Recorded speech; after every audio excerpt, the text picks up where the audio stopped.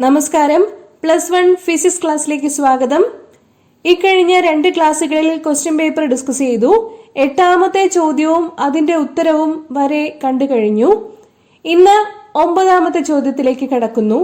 തെർമോഡൈനാമിക്സിൽ നിന്നാണ് ഈ ചോദ്യം വരുന്നത്. വായിക്കുന്നു. Thermodynamics deals with the concept of heat and exchange of heat energy. ഇതിനെ ആധാരമാക്കിയുള്ള A part question. Which law of thermodynamics is used to explain the working of heat engine? Heat engine working explain ചെയ്യുന്നത് second law of thermodynamics പ്രകാരമാണ്. 2 സ്റ്റേറ്റ്മെന്റുകളാണുള്ളത്. Kelvin Planck സ്റ്റേറ്റ്മെന്റും Clausius സ്റ്റേറ്റ്മെന്റും. According to Kelvin-Planck statement, no process is possible whose sole result is the absorption of heat from a reservoir and the complete conversion of heat into work. Absorb ചെയ്യുന്ന heat energy മുഴുവനും വർക്കായിട്ട് മാറ്റുവാൻ ഒരു കാരണവശാലും സാധിക്കുകയില്ല എന്ന് പറയുന്നതാണ് കെൽവിൻ പ്ലാങ്ക് സ്റ്റേറ്റ്മെന്റ്. രണ്ടാമത്തെ സ്റ്റേറ്റ്മെന്റ് ക്ലോഷ്യസ് സ്റ്റേറ്റ്മെന്റ് ആണ്. അത് പ്രകാരം no process is possible whose sole result is the transfer of heat from a colder object to a hotter object. ഒരു കാരണവശാലും കോൾഡർ ഓബ്ജെക്റ്റിൽ നിന്നും ഹോട്ടർ ഓബ്ജെക്റ്റിലേക്ക് ഹീറ്റ് ട്രാൻസ്ഫർ പോസിബിൾ അല്ല എന്ന് പറയുന്നതാണ് Clausius statement. Okay, so heat എഞ്ചിന്റെ വർക്കിംഗ് ഇതിനെ ആധാരമാക്കി നമുക്ക് എക്സ്പ്ലെയിൻ ചെയ്യുവാൻ സാധിക്കും. B part. What are the sink, source and working substances of a domestic refrigerator? ഇപ്പോൾ ഒരു റിവേഴ്സ് ഹീറ്റ് എഞ്ചിനാണ് റെഫ്രിജറേറ്റർ എന്ന് പറയുന്നത്. ഈ റിവേഴ്സ് ഹീറ്റ് എഞ്ചിനായിട്ടുള്ള റെഫ്രിജറേറ്ററിന്റെ പ്രധാനപ്പെട്ട ഭാഗങ്ങൾ എന്താണ്? അവ സോഴ്സും സിങ്കും വർക്കിംഗ് സബ്സ്റ്റൻസും തന്നെയാണ്. ഭാഗങ്ങളൊന്ന് വിശദീകരിക്കാം. The device used to cool a portion of the space inside a chamber is called a refrigerator. ഇതില് working substance absorbs a quantity of heat Q2 from the cold reservoir at temperature T2. Some external work is done on it and heat Q1 is supplied to the hot reservoir. 9ാമത്തെ ക്വസ്റ്റ്യന്റെ C part Carnot's എഞ്ചിനെ സംബന്ധിച്ചുള്ളതാണ്. Operations explain ചെയ്യാനുണ്ട്, Carnot cycle വരയ്ക്കാനുണ്ട്, എഫിഷ്യൻസിയുടെ എക്സ്പ്രഷനും workout ചെയ്യാനുണ്ട്. ഇവിടെ കാർനോട്ട് സൈക്കിൾ കാണിച്ചിട്ടുണ്ട്, അതുപോലെ നമ്മുടെ കാർനോട്ട്സ് എഞ്ചിന്റെ പ്രധാനപ്പെട്ട ഭാഗങ്ങളും കാണിച്ചിട്ടുണ്ട്. ഡീറ്റെയിൽഡ് ആയിട്ട് തന്നെ നമുക്ക് നോക്കാം. ഇന്നത്തെ പ്രധാനപ്പെട്ട ഡിസ്കഷൻ കാർനോട്ട്സ് എഞ്ചിനെ കുറിച്ചാണ്. കാർനോട്ട്സ് എഞ്ചിന്റെ പ്രവർത്തനം പഠിച്ച് മനസ്സിലാക്കുന്നതിന് മുമ്പ് 2 പ്രോസസ്സുകൾ കൂടി പഠിക്കേണ്ടതുണ്ട്. അവയാണ് റിവേഴ്സിബിൾ ആൻഡ് ഇറിവേഴ്സിബിൾ പ്രോസസ്സസ്. എന്താണ് ഒരു റിവേഴ്സിബിൾ പ്രോസസ് എന്നാൽ? പേര് സൂചിപ്പിക്കുന്നത് പോലെ തന്നെ ഒരു പ്രോസസ്സിനെ റിവേഴ്സ് ചെയ്യാൻ പറ്റുമെന്നുണ്ടെങ്കിൽ, ആ പ്രോസസ്സിനെ റീട്രേസ് ചെയ്യാൻ പറ്റുമെന്നുണ്ടെങ്കിൽ അതിനെയാണ് ഒരു റിവേഴ്സിബിൾ പ്രോസസ് എന്ന് പറയുന്നത്. A process is said to be reversible if it can be retraced in the opposite direction so that it passes through exactly the same states in all respects as in the direct process. Direct process നടന്ന് ഒരവസ്ഥയിൽ നിന്നും മറ്റൊരു അവസ്ഥയിലേക്ക് മാറ്റി എന്നുണ്ടെങ്കിൽ അതേപോലെ തന്നെ തിരിച്ച് ഇനിഷ്യൽ സ്റ്റേജിലേക്ക് വരുത്താൻ പറ്റുമെന്നുണ്ടെങ്കിൽ ആ പ്രോസസ്സിനെയാണ് റിവേഴ്സിബിൾ പ്രോസസ് എന്ന് പറയുക. ചില കണ്ടീഷനുകളൊക്കെ സാറ്റിസ്ഫൈ ചെയ്യേണ്ടതായിട്ടുണ്ട് റിവേഴ്സിബിൾ പ്രോസസ് നടക്കാൻ. ഒന്നാമത്തെ കണ്ടീഷൻ, വളരെ പതുക്കെ ആയിരിക്കണം പ്രോസസ്സ് പ്രോഗ്രസ് ചെയ്യുന്നത്. All steps involve in the process must occur infinitesimally slowly.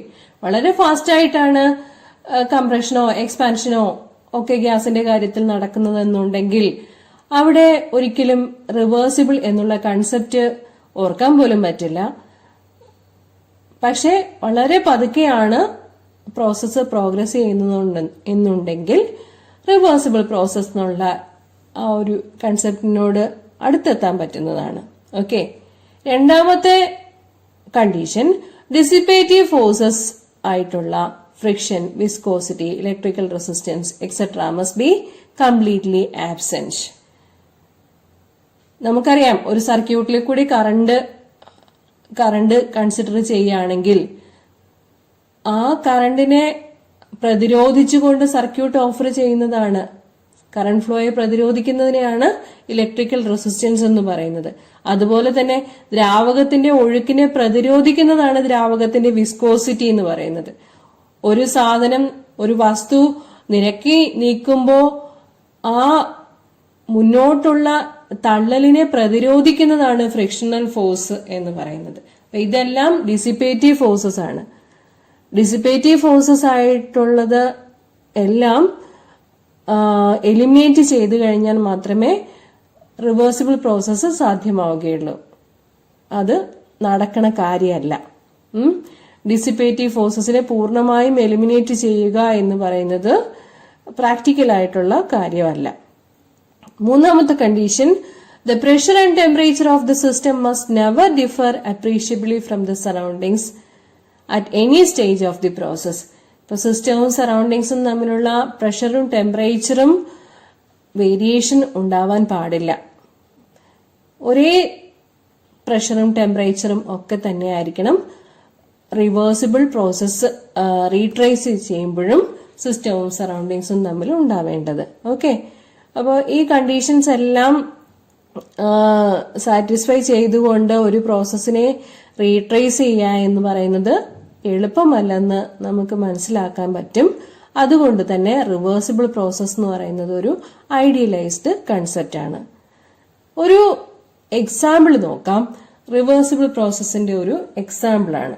Okay, an infinitesimally slow compression and expansion of an ideal gas at constant temperature. ഒരു ഐഡിയൽ ഗ്യാസിനെ കോൺസ്റ്റന്റ് ടെമ്പറേച്ചറിലുള്ള എക്സ്പാൻഷനോ കംപ്രഷനോ കൺസിഡർ ചെയ്യുക. അതാണ് നമ്മളിവിടെ ഡെമോൺസ്ട്രേഷനിൽ കാണിച്ചിരിക്കുന്നത്.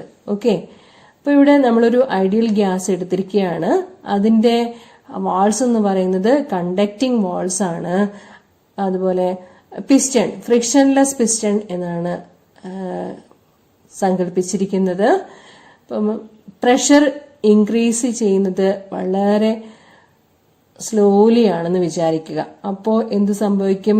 Volume of the gas decrease ചെയ്യും, ഐസോതെർമലായിട്ട് decrease ചെയ്യും. അപ്പോൾ എന്താ? The temperature remains constant because the heat is continuously rejected by the gas to the surroundings. ഇപ്പൊ ഡയോതെർമിക് വാൾസ് ആയതുകൊണ്ട് ടെമ്പറേച്ചറിനെ കോൺസ്റ്റന്റ് ആക്കി മെയിൻറ്റെയിൻ ചെയ്യാൻ സാധിക്കും. ഹീറ്റ് തുടർച്ചയായി സറൗണ്ടിങ്സിലേക്ക് കൊടുത്തുകൊണ്ടിരിക്കുകയാണ്. ഓക്കെ, ഇനി പ്രഷർ ഡിക്രീസ് ചെയ്യുന്ന കേസ് കൺസിഡർ ചെയ്യുക.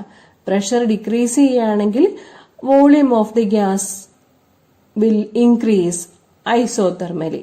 ഓക്കെ, അപ്പൊ അവിടെയും ടെമ്പറേച്ചർ കോൺസ്റ്റന്റ് ആക്കി നിർത്താൻ സാധിക്കും. എന്താന്ന് വെച്ചാൽ ഗ്യാസ് ഹീറ്റ് അബ്സോർബ് ചെയ്ത് സറൗണ്ടിങ്സിൽ നിന്നും ഹീറ്റ് അബ്സോർബ് ചെയ്യുന്നുണ്ട്. ഓക്കെ, ഇതാണ് നമ്മളുടെ ഡെമോൺസ്ട്രേഷനിൽ കാണിച്ചിരിക്കുന്നത്. പിസ്റ്റന്റെ മൂവ്മെന്റ് ആണ് എക്സ്പാൻഷനും കംപ്രഷനും സൂചിപ്പിക്കുന്നത്. Okay, during the expansion of the piston cooling is produced and during compression heat is produced in it. So it is more or less a reversible process. Okay, an infinitesimally slow compression and expansion of an ideal gas at constant temperature is an example for a reversible process. Okay, ഇത് practically ബുദ്ധിമുട്ടായതുകൊണ്ട് തന്നെ നമ്മൾ പറയുന്നു a complete reversible process is only an ideal case. എല്ലായ്പ്പോഴും dissipative forces, friction, conduction, radiation ഇങ്ങനെയുള്ള കാര്യങ്ങളെല്ലാം present ആയിരിക്കും. Viscosity, electrical resistance ഇതെല്ലാം ഒഴിവാക്കിക്കൊണ്ട് ഒരു പ്രോസസ്സിനെ റീട്രേസ് ചെയ്യുക എന്ന് പറയുന്നത് പ്രാക്ടിക്കൽ അല്ല. ഇനി നമുക്ക് ഇറിവേഴ്സിബിൾ പ്രോസസ് എന്താണെന്ന് നോക്കാം. A process is said to be irreversible if it cannot be retraced back exactly in the opposite direction. പ്രകൃതിയിൽ കാണുന്ന ഒരുവിധം പ്രോസസ്സുകളെല്ലാം ഇറിവേഴ്സിബിൾ പ്രോസസ്സുകളാണ്. വന്ന വഴിയെ കൂടി തിരിച്ചു കൊണ്ടുപോകാൻ ബുദ്ധിമുട്ടുള്ള പ്രോസസ്സുകളാണ് ഇറിവേഴ്സിബിൾ പ്രോസസ്സുകൾ എന്നുള്ളത്. Okay, any process which cannot be retraced in the reverse direction exactly is called an irreversible process. Okay, പ്രകൃതിയിലെ രണ്ട് കാര്യങ്ങൾ കാണിച്ചിട്ടുണ്ട് ഇവിടെ. When current flows through the wire, heat is produced. And the same effect is repeated when the direction of current changes. അപ്പം heat produce ചെയ്യുന്നത് കൊണ്ട് ഒരു കാരണവശാലും ഇതൊരു റിവേഴ്സിബിൾ പ്രോസസ് അല്ല. കുറെ എനർജി ഹീറ്റായിട്ട് വേസ്റ്റ് ആവുന്നുണ്ട്. So it is an irreversible process. ഒരു സർക്യൂട്ടിൽ കൂടിയുള്ള കറന്റ് ഫ്ലോ എന്ന് പറയുന്നത് ഇറിവേഴ്സിബിൾ പ്രോസസ് ആണ്. ഇനി ഒരു വസ്തുവിനെ നിരക്കി നീക്കുമ്പോഴേക്കും നമുക്കറിയാം അവിടെ ഫ്രിക്ഷൻ കാരണം ഹീറ്റ് പ്രൊഡ്യൂസ് ചെയ്യുന്നുണ്ട്. അപ്പോഴും എന്താണ്, മൂവ്മെന്റ് എന്ന് പറയുന്നതും ഒരു ഇറിവേഴ്സിബിൾ പ്രോസസ് ആണ്. ഓക്കെ, ഡിഫ്യൂഷൻ ഓഫ് ഗ്യാസസ് അല്ലെങ്കിൽ dissolution of salt in water, ഉപ്പ് വെള്ളത്തിൽ ലയിക്കുന്നതോ അല്ലെങ്കിൽ ഇരുമ്പ് തുരുമ്പ് പിടിക്കുന്നതോ, sudden expansion of or compression of a gas, ഇതെല്ലാം പറയുമ്പോൾ ഇവയൊക്കെ ഇറിവേഴ്സിബിൾ പ്രോസസ് ആണെന്ന് മനസ്സിലാക്കാൻ പറ്റുന്നതാണ്. സഡൻ ആയിട്ട് നടക്കുന്ന കാര്യങ്ങൾ, ഡിസിപ്പേറ്റീവ് ഫോഴ്സസ് പ്രസന്റ് ആയിട്ടുള്ള കാര്യങ്ങൾ, ഇവയെല്ലാം ഇറിവേഴ്സിബിൾ പ്രോസസ്സിന് എക്സാമ്പിൾസ് ആണ്. Next let us discuss what is a Carnot's engine. Carnot's engine എന്നാൽ ഒരു ഐഡിയൽ ഹീറ്റ് എഞ്ചിൻ ആണ്. A reversible heat engine operating between two temperatures is called a Carnot's engine.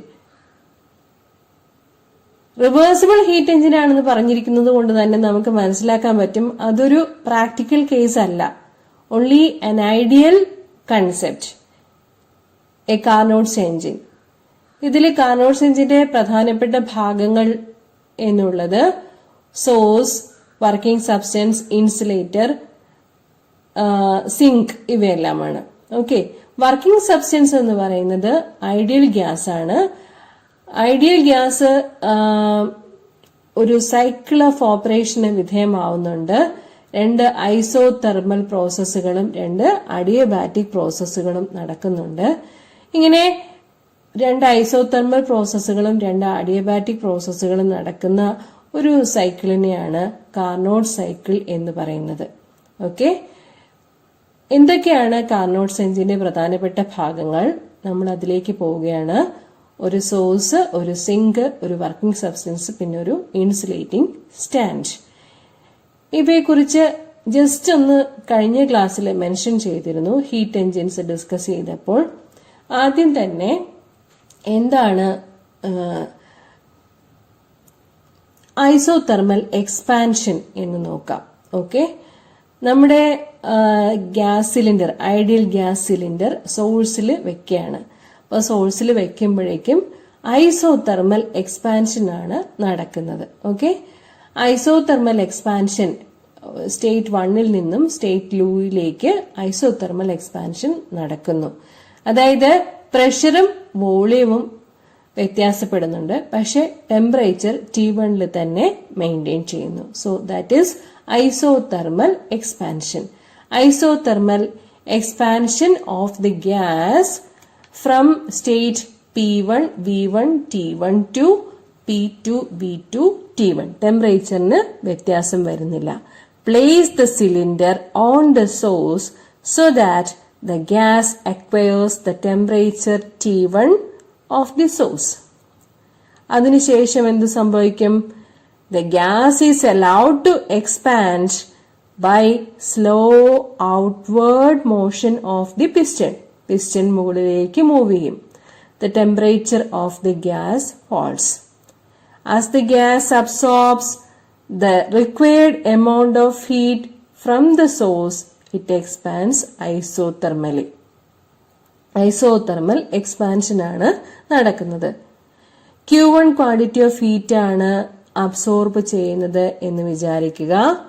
W1 വർക്കാണ് ചെയ്യുന്നത്. അങ്ങനെയാണെങ്കിൽ P1 B1 T1ൽ നിന്നും P2 V2 T1ലേക്ക് വരുമ്പോഴുള്ള work done is given by W12 1 സ്റ്റേറ്റിൽ നിന്ന് 2 സ്റ്റേറ്റിലേക്ക്. ഓക്കെ, അതാണ് W12. That is given by the expression μr T1 into log V2 ബൈ V1. അപ്പോൾ നമ്മുടെ ഐസോതെർമൽ പ്രോസസ് നടക്കുമ്പോഴുള്ള വർക്ക് ഡണ്ണിന്റെ എക്സ്പ്രഷൻ മുൻ ക്ലാസ്സുകളിൽ ഡിസ്കസ് ചെയ്തിട്ടുണ്ട്. അതൊന്ന് റെഫർ ചെയ്യണം. ഓക്കെ, സ്റ്റേറ്റ് 1ൽ നിന്നും 2ലേക്ക് ഐസോതെർമൽ എക്സ്പാൻഷൻ ആയിരുന്നു എന്ന് നമ്മൾ പറഞ്ഞു.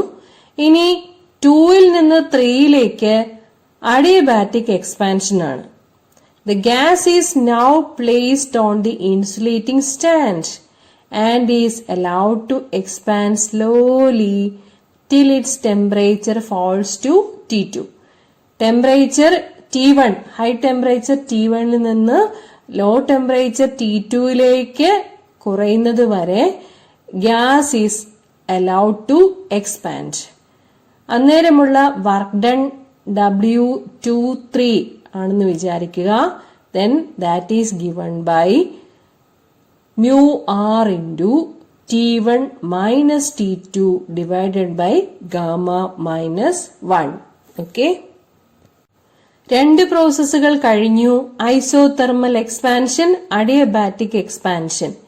ഇനിയുള്ളത് ഐസോതെർമൽ കംപ്രഷൻ ആണ്. ഐസോതെർമൽ എന്ന് പറയുമ്പോൾ തന്നെ നമുക്ക് മനസ്സിലാക്കാം എന്താണ്, ടെമ്പറേച്ചർ ഇപ്പോഴുള്ള T2ൽ തന്നെ മെയിൻറ്റെയിൻ ചെയ്യേണ്ടതാണ്. The gas is now placed in thermal contact with the sink at temperature T2. ഇനി ഗ്യാസിനെ കംപ്രസ് ചെയ്യും. കംപ്രസ് ചെയ്യുമ്പോൾ ഹീറ്റ് പ്രൊഡ്യൂസ് ചെയ്യും. It easily flows to the sink. The gas is slowly compressed so that as heat is produced, it easily flows to the sink. Temperature T2ൽ തന്നെ maintain ചെയ്യും. അതാണ് isothermal compression. Okay, isothermal കംപ്രഷനുള്ള work done is given by W34. State 3ൽ നിന്നും 4ലേക്കാണ് വരുന്നത്. Isothermal കംപ്രഷനിലെ വർക്ക് ഡണ്ണിന്റെ expression W34 equal to μr T2 into log V3 divided by V4. നമ്മുടെ നാച്ചുറൽ ലോഗരിതമാണ് ഇവിടെ കൺസിഡർ ചെയ്യുന്നത്. ഇനി പറയാനുള്ളത് നാലാമത്തെ പ്രോസസ്സാണ്. സ്റ്റേറ്റ് 4ൽ നിന്നും സ്റ്റേറ്റ് 1ലേക്ക് തുടങ്ങിയിടത്തേക്ക് തന്നെ എത്തുന്നതാണ്. അതാണ് നമ്മുടെ adiabatic compression. The cylinder is again placed on the insulating stand.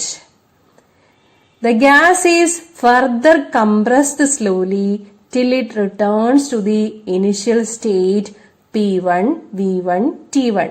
അതായത് P4 V4 T2 എന്ന അവസ്ഥയിൽ നിന്നും ഗ്യാസിനെ കംപ്രസ് ചെയ്ത് P1 V1 T1 എന്ന പഴയ അവസ്ഥയിലേക്ക് തന്നെ കൊണ്ടുവരുന്ന പ്രോസസ്സാണ് adiabatic compression.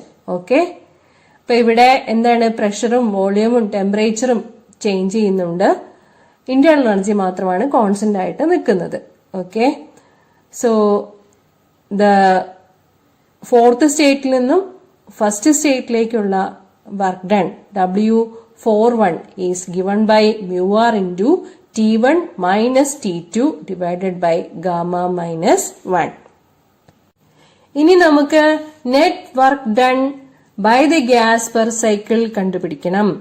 What is the total work done by the gas in one complete cycle? Work done ഏതെല്ലാമാണ്? W12, W23, W34, W41. Work done by the gas ഏതെല്ലാമാണ്? W12 and W23. Work done on the gas ഏതെല്ലാമാണ്?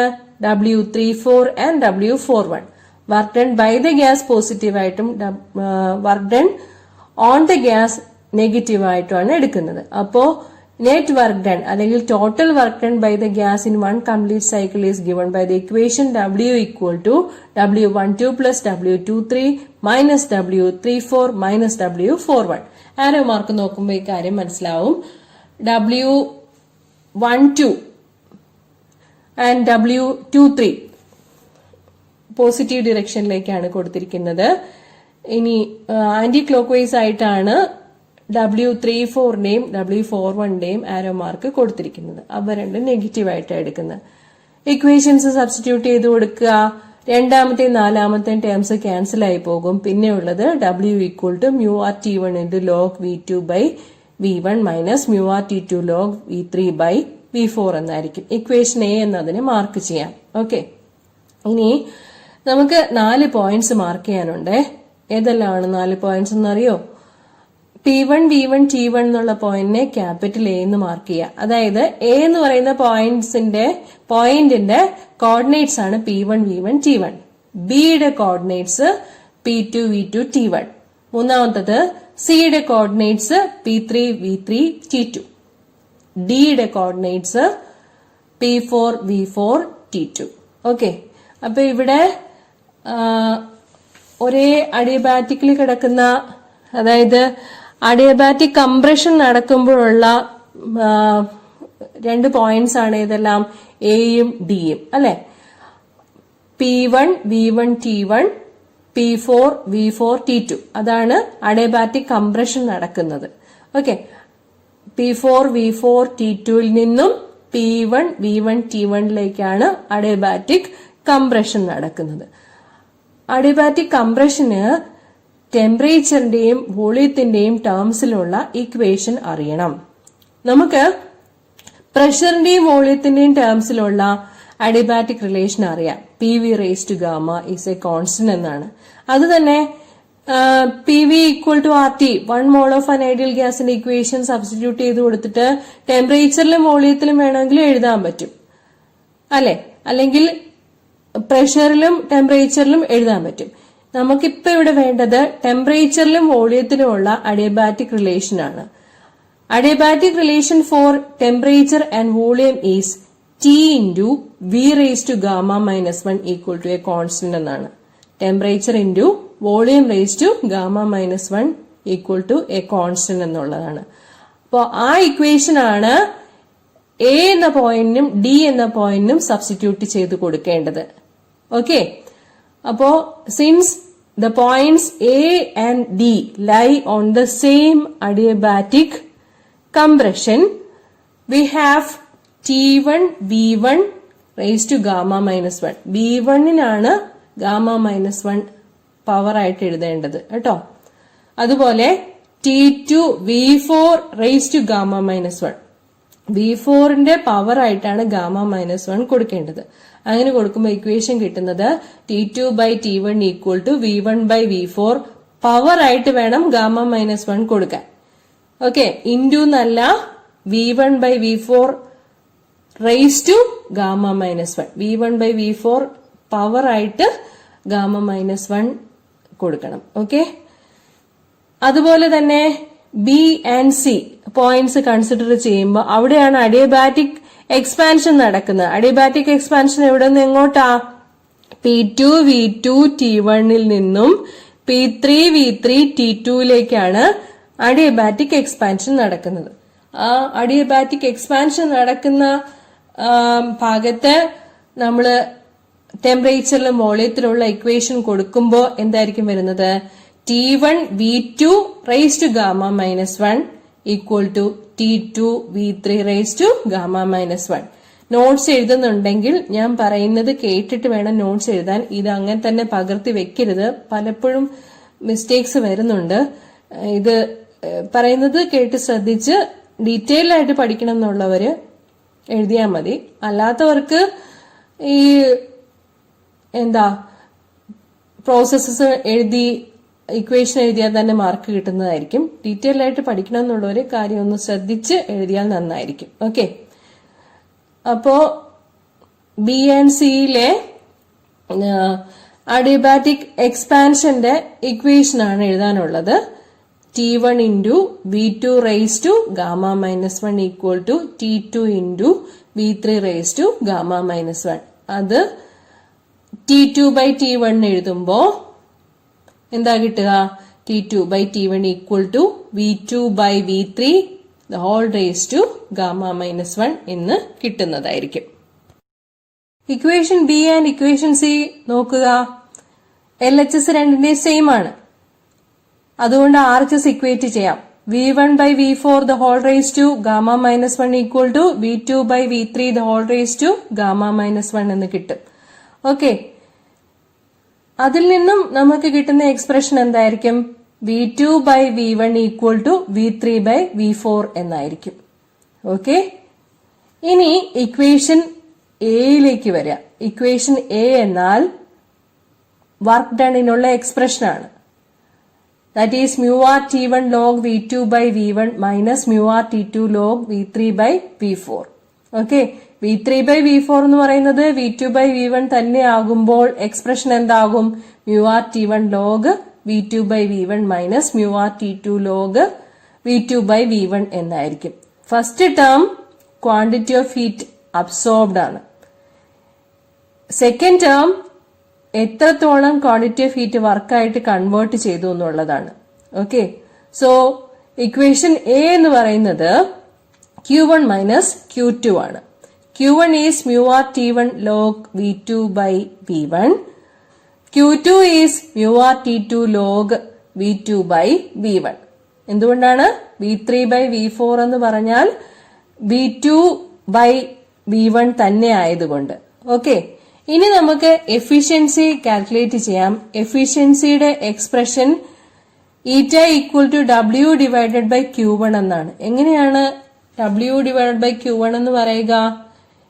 Efficiency, ഒരു എഞ്ചിന്റെ efficiency എന്ന് പറഞ്ഞാൽ കൊടുക്കുന്ന quantity of ഹീറ്റിൽ എത്രത്തോളം വർക്കായിട്ട് convert ചെയ്യുന്നുണ്ട് എന്നുള്ളതാണ്.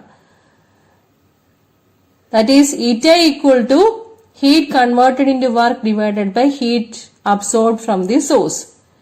Q1 quantity of heat absorb ചെയ്തു, Q2 വർക്കായി കൺവേർട്ട് ചെയ്തു.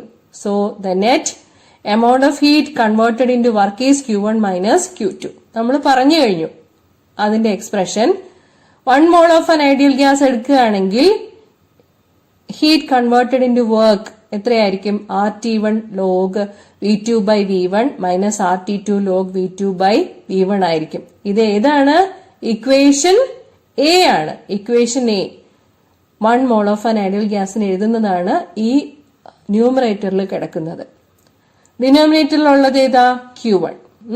Q1 is RT1 log V2 by V1 for 1 mole of an ideal gas. Okay, ഇതില് R into log V2 by V1 cancel ആയി പോകും. എല്ലാ ടേംസിലും ഉണ്ട്. അത് ക്യാൻസൽ ആവുമ്പോൾ പിന്നെ എഫിഷ്യൻസി കിട്ടുക T1 minus T2 divided by T1 എന്നായിരിക്കും, അല്ലെങ്കിൽ 1 മൈനസ് T2 ബൈ T1 എന്നായിരിക്കും. ഇതിൽ നിന്ന് നമുക്ക് മനസ്സിലാക്കാൻ പറ്റുന്നത് എന്താണ്? The efficiency of a Carnot engine depends upon the temperatures of the source and the sink, but it does not depend on the nature of the working substance. ആകെ എക്സ്പ്രഷനിൽ T1 T2 മാത്രമേ ഉള്ളൂ. T1 minus T2 divide by T1 അല്ലെങ്കിൽ 1 minus T2 by T1 മാത്രമേ ഉള്ളൂ. സോഴ്സിന്റെയും സിങ്കിന്റെയും temperature മാത്രമേ വരുന്നുള്ളൂ. Working substance ഏതാണെന്നുള്ളതൊന്നും വരുന്നില്ല. അതുകൊണ്ട് തന്നെ നമുക്ക് പറയാൻ പറ്റും efficiency of a Carnot's engine is independent of the nature of the working substance എന്ന്. ഓക്കെ, ഇനി കാർനോട്ട്സ് എഞ്ചിൻ ഒരു ഐഡിയൽ എഞ്ചിനാന്ന് നമ്മൾ പറഞ്ഞു. കാർനോട്ട് എഞ്ചിനെ നമുക്ക് റിയലൈസ് ചെയ്യാൻ പറ്റുമോ? Can a Carnot engine be realised in practice? എന്താണ് കാർനോട്ട്സ് എഞ്ചിന്റെ നോൺ പ്രാക്ടിക്കബിലിറ്റി എന്ന് പറയുന്നത്? എന്തുകൊണ്ടാണ് കാർനോട്ട് എഞ്ചിനെ റിയലൈസ് ചെയ്യാൻ പറ്റാത്തത്? കാർനോട്ട് എഞ്ചിൻ ഒരു ഐഡിയൽ എഞ്ചിനാണ്. It cannot be realised in practice. പല കാരണങ്ങളുണ്ട് അതിന്. ഒന്നാമത്തെ കാരണം എന്ന് പറയുന്നത് it is difficult to realise the source and sink of infinite thermal capacity. ഇവയ്ക്ക് തെർമൽ കപ്പാസിറ്റി ഇൻഫിനിറ്റ് ആയിരിക്കണം. അത് റിയൽ കേസിൽ പ്രാക്ടീസ് ചെയ്യുക ബുദ്ധിമുട്ടാണ്. രണ്ടാമത്തെ reason, the working substance should be an ideal gas but no real gas fulfils the ideal gas behaviour. Okay, നമ്മള് PV equal to RT എന്നുള്ള condition വെച്ചിട്ടാണ് ഈ ഇക്വേഷൻസ് എല്ലാം ഡെവലപ്പ് ചെയ്തത്. ഒരു റിയൽ ഗ്യാസും ഈ PV ഈക്വൽ ടു RT എന്നുള്ള ഐഡിയൽ ഗ്യാസിന്റെ കണ്ടീഷൻ സാറ്റിസ്ഫൈ ചെയ്യുന്നില്ല. അതുകൊണ്ട് തന്നെ എന്ത് ചെയ്യാൻ പറ്റില്ല, കാർനോട്ട്സ് എഞ്ചിനെ പ്രാക്ടിക്കലായിട്ട് റിയലൈസ് ചെയ്യുക അസാധ്യമാണ്. ഓക്കെ, മൂന്നാമത്തെ റീസൺ എന്ന് പറയുന്നത് ഫ്രിക്ഷൻലെസ് പിസ്റ്റൺ ആയിരിക്കണം. പക്ഷെ ഫ്രിക്ഷൻലെസ് പിസ്റ്റൺ ഒരു ഐഡിയൽ കേസാണ്. റിയൽ ആയിട്ട് ഫ്രിക്ഷൻലെസ് പിസ്റ്റൺ പ്രൊവൈഡ് ചെയ്യാൻ പറ്റുകയില്ല. ഇനിയൊരു റീസൺ പറയുന്നത് റിവേഴ്സിബിലിറ്റി കണ്ടീഷൻ. നമ്മൾ തുടക്കത്തിൽ തന്നെ പറഞ്ഞായിരുന്നു റിവേഴ്സിബിൾ ഹീറ്റ് എഞ്ചിൻ ആണെന്ന്. റിവേഴ്സിബിൾ അല്ലെ, തുടങ്ങിയെടുത്ത് തന്നെയാണ് ഈ കർവ് വന്ന് നിൽക്കുന്നത്. പട്ടം പോലുള്ള കർവ് തുടങ്ങിയെടുത്ത് തന്നെയാണ് വന്നിരുന്നത്. അതൊരു ക്ലോസ്ഡ് കർവാണ് വന്നിരിക്കുന്നത്. അപ്പൊ ഇവിടെ റിവേഴ്സിബിൾ സൈക്കിളാണ്. റിവേഴ്സിബിൾ സൈക്കിൾ ഒരിക്കലും പ്രാക്ടീസ് ചെയ്യുക എളുപ്പമുള്ള കാര്യമല്ല. It is difficult to attain the conditions of reversibility because the processes of expansion and compression have to be carried out very slowly. അപ്പം വളരെ സ്ലോ ആയിട്ട് എക്സ്പാൻഷനും കംപ്രഷനും ഒക്കെ ക്യാരി ഔട്ട് ചെയ്ത് റിവേഴ്സിബിലിറ്റി അറ്റൈൻ ചെയ്യുക എന്ന് പറയുന്നത് വളരെ ബുദ്ധിമുട്ടുള്ള കാര്യമാണ്. 2 എക്സ്പാൻഷൻസും ഉണ്ട്, 2 കംപ്രഷൻസും ഉണ്ട്. P1 V1 T1 നിന്നും P2 V2 T3യിലേക്ക് ഐസോതെർമൽ എക്സ്പാൻഷൻ ഉണ്ട്. പിന്നെ കംപ്രഷന് എവിടുന്ന P3 V3 T2ൽ നിന്നും P4 V4 T2യിലേക്ക് ഐസോതെർമൽ കംപ്രഷൻ ഉണ്ട്. എക്സ്പാൻഷൻസ് ഏതൊക്കെയാ? അഡിയബാറ്റിക് എക്സ്പാൻഷൻ P2 V2 T1ൽ നിന്നും P3 V3 T2യിലേക്കാണ്. അതുപോലെ അഡിയബാറ്റിക് കംപ്രഷൻ വരുന്നത് P4 V4 T2ൽ നിന്നും P1 V1 T1ലേക്കാണ്. അപ്പോൾ P4ൽ നിന്നും V4ൽ നിന്നും T2ൽ നിന്നും തുടങ്ങിയ സ്റ്റേറ്റ് ആയ P1 V1 T1ലേക്ക് തന്നെ എത്തണം. ഈ എക്സ്പാൻഷനും കംപ്രഷനും ഒക്കെ ഐഡിയൽ കേസിൽ വളരെ സ്ലോ ആയിട്ട് ക്യാരി ഔട്ട് ചെയ്യാന്ന് പറയുന്നത് വളരെ ബുദ്ധിമുട്ടാണ്. അതുകൊണ്ട് തന്നെ കാർനോട്ട്സ് എഞ്ചിൻ എന്ന് പറയുന്നത് ഒരു റിയൽ എഞ്ചിൻ അല്ല, ഇതൊരു ഐഡിയൽ കേസ് മാത്രമാണ്. ഓക്കെ, ഇത് തന്നെയാണ് ഇതിന്റെ നോൺ പ്രാക്ടിക്കബിലിറ്റി എന്ന് പറയുന്നത്. ഓക്കെ, അപ്പം കാർനോട്ട്സ് എഞ്ചിനെ കുറിച്ച് ഡിസ്കസ് ചെയ്ത കാര്യങ്ങൾ മനസ്സിലായി കാണുമെന്നാണ് പ്രതീക്ഷിക്കുന്നത്. Next question, a part which thermodynamic process is also called an isoentropic process. Answer adiabatic process എന്നാണ്. ഐസോഎൻട്രോപിക് പ്രോസസ് എന്താന്ന് പറയാം. Isoentropic process is an idealized thermodynamic process which is both adiabatic and reversible. The work transfers of the system are frictionless, that is, there is no transfer of heat or matter. ഹീറ്റും മാറ്ററും transfer ചെയ്യുന്നില്ലാത്ത idealised thermodynamic process ആണ് isentropic process. Adiabatic process എന്ന് വെച്ചാൽ there is no heat loss or gain during the compression or expansion of the working substance എന്നുള്ളതാണ്. Okay, so isentropic പ്രോസസ്സിനെ idealised concept ആയിട്ട് adiabatic process എന്ന് പറയാൻ പറ്റും. Okay, next is a problem, B part. നോക്കിക്കോളൂ. The efficiency of a Carnot's engine is 1/6. If on reducing the temperature of the sink by 65 Kelvin, not degree Celsius, Kelvin, its efficiency becomes 1/3. Find the temperature of the sink and the source. ഇത് എങ്ങനെ ചെയ്യാൻ പറ്റുന്നത്? നമ്മുടെ എഫിഷ്യൻസിയുടെ equation വെച്ച് simple ആയിട്ട് ചെയ്യാവുന്ന പ്രോബ്ലമാണിത്. ഈറ്റ ആണ് എഫിഷ്യൻസിക്കുള്ള സിമ്പിൾ. ഈറ്റ ഈക്വൽ ടു 1/6 എന്നാണ് തന്നിരിക്കുന്നത്, വിച്ച് ഈസ് 1 - T2/T1. T1 എന്ന് വെച്ചാൽ സോഴ്സിന്റെ ടെമ്പറേച്ചർ ആണ്, T2 സിങ്കിന്റെ ടെമ്പറേച്ചർ ആണ്. ഓക്കെ, സിങ്കിന്റെ ടെമ്പറേച്ചർ 65 കെൽവിൻ ആയിട്ട് കുറയ്ക്കുവാണ്. ഓക്കെ, T2 - 65 ആണ് പുതിയ സിങ്കിന്റെ ടെമ്പറേച്ചർ. അത് T2' ആണെന്ന് ഇരിക്കട്ടെ. അപ്പോൾ T2' = T2 - 65 ആണ്. അങ്ങനെ T2' T2 - 65 ആക്കുമ്പം എഫിഷ്യൻസി എത്രയാവുമെന്നാ പറഞ്ഞേക്കണേ? 1/3 ആവുമെന്നാ പറഞ്ഞേക്കണേ. 1/3 എന്ന് പറഞ്ഞു കഴിഞ്ഞാൽ ആദ്യം ഉണ്ടായിരുന്നതിന്റെ ഇരട്ടിയാണ്. 1/6ന്റെ ഇരട്ടിയാണ് 1/3. അങ്ങനെയാണെങ്കിൽ സോഴ്സിന്റെയും സിങ്കിന്റെയും ടെമ്പറേച്ചർ എത്രയാണെന്നാണ് ചോദ്യം. ഓക്കെ, നമുക്കിത് η = 1 - T2/T1 എന്ന എക്സ്പ്രഷനിൽ കൊടുത്തു കഴിഞ്ഞാൽ വളരെ എളുപ്പത്തിൽ ചെയ്യാൻ പറ്റും. Okay, η = 1 - T2/T1. സോ ഈറ്റയുടെ വാല്യൂ 1/6 ആണ്. 1/6 = 1 - T2/T1, or T2/T1 = 1 - 1/6 = 5/6, or T1 = 6/5 T2, which is 1.2 T2. അപ്പോൾ T1ഉം T2ഉം തമ്മിലുള്ള വളരെ ഇമ്പോർട്ടന്റ് ആയിട്ടുള്ള റിലേഷൻഷിപ്പ് ഫസ്റ്റ് കേസിൽ നമുക്ക് കിട്ടിക്കഴിഞ്ഞു. T1 = 1.2 T2. ഇനി എന്താ പറയുന്നത്? ഇനി സിങ്കിന്റെ ടെമ്പറേച്ചർ 65 കെൽവിൻ ആയിട്ട് കുറയ്ക്കുവാണ്. അപ്പോൾ എഫിഷ്യൻസി ഡബിൾ ആവുമെന്ന് സൂചിപ്പിച്ചു കഴിഞ്ഞു. അങ്ങനെയാണെങ്കിൽ ആ റിലേഷൻഷിപ്പിൽ നിന്ന് നമുക്ക് T1ഉം T2ഉം തമ്മിലുള്ള റിലേഷൻഷിപ്പ് ഡിറൈവ് ചെയ്തെടുക്കണം.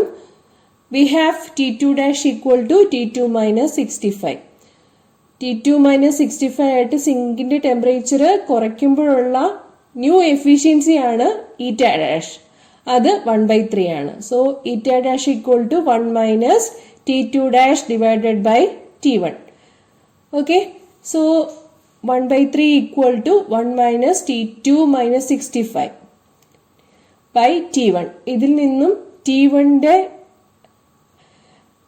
റിലേഷൻഷിപ്പ് കണ്ടുപിടിക്കണം.